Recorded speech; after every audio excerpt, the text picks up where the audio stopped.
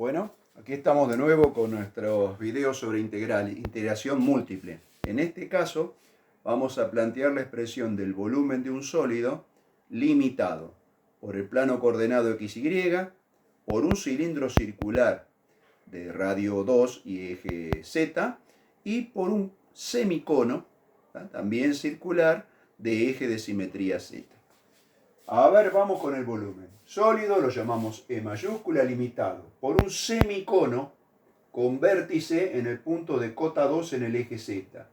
El plano XY, cuya ecuación es EZ igual 0, y un cilindro circular recto de eje Z y radio 2, cuya ecuación cartesiana estamos viendo, x cuadrado más y cuadrado igual a 4.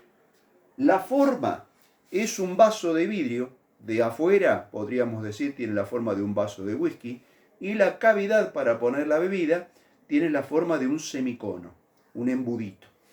Luego, el semicono tiene vértice 2, o sea que hay un fondo macizo de vidrio, imaginémoslo, hasta la altura correspondiente al fondo de nuestro vaso, que sería el plano XY.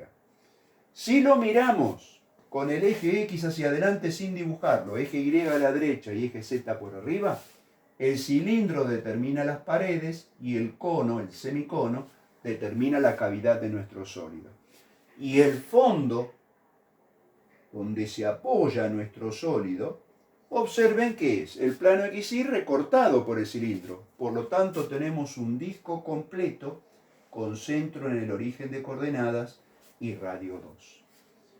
Si nos piden describir a este sólido en coordenadas cartesianas, simplemente observemos que cualquier recta vertical que se nos ocurra imaginar que atraviesa el sólido, cualquier recta vertical queremos indicar paralela al eje Z, siempre por debajo entra por el fondo del sólido en el plano XY, cuya ecuación es Z igual a 0, y cuando entramos desde arriba, nuestras rectas siempre llegan y entran al sólido en el semicono, cuya ecuación cartesiana es Z igual 2 más x cuadrado más y cuadrado raíz.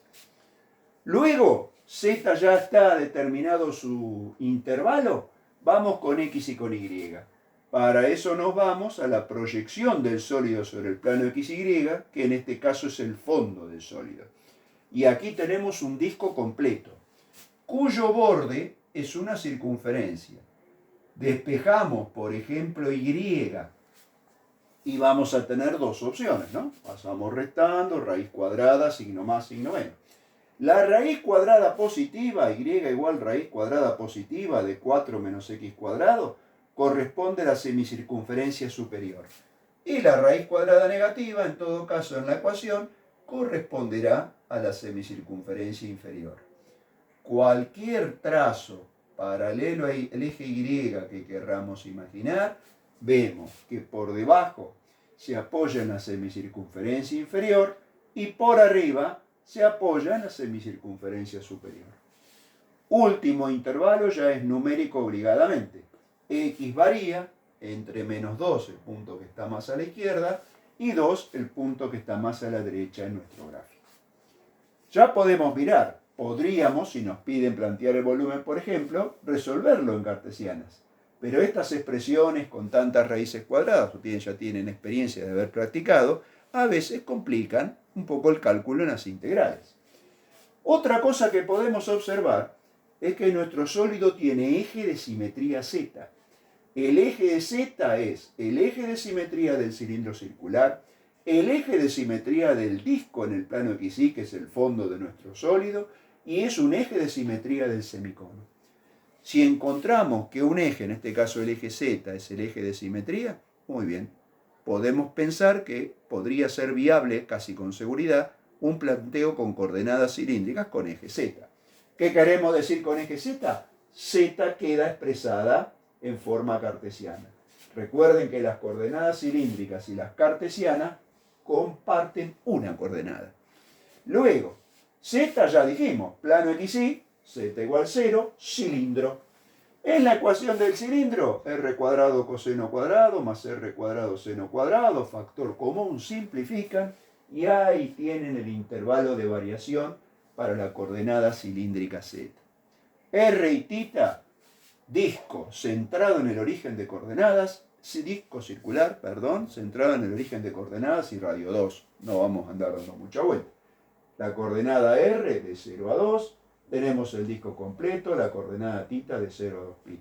Y no olvidemos el factor de compensación o jacobiano, que para las coordenadas cilíndricas es R. Luego, pasamos al volumen. Para el cálculo del volumen, observen que acá tenemos otra vez la región D, esta de aquí, escrita en cartesianas, descrita en cilíndricas.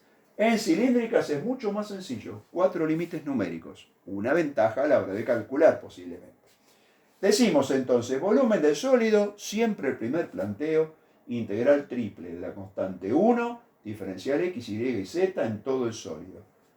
Proponemos el cambio a coordenadas cilíndricas, la función constante 1 no cambia, introducimos el factor de compensación, el jacobiano, y empezamos.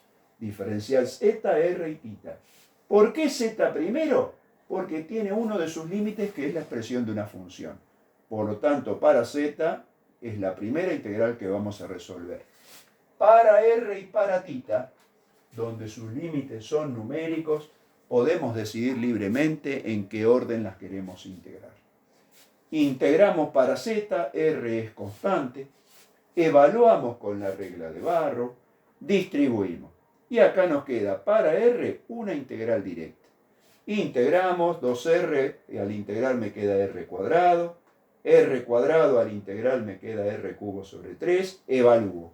¿Cuándo evalúo? Acá me queda 20 tercios. Integramos para tita y resolvimos. Ahí está expresado el volumen de nuestro sólido. Si nos hablan de unidades de medida, tenemos que prestar atención. ¿Ah? Generalmente se emplean, supongamos, unidades internacionales. X, Y y Z se expresarán en metros, el volumen se expresará en metros cúbicos. Si por alguna razón expresan, por ejemplo, en centímetros, será centímetros cúbicos la unidad de volumen, y si lo expresan, por ejemplo, en pulgadas, será pulgadas cúbicas. Siempre hay que guardar coherencia con las unidades de medida.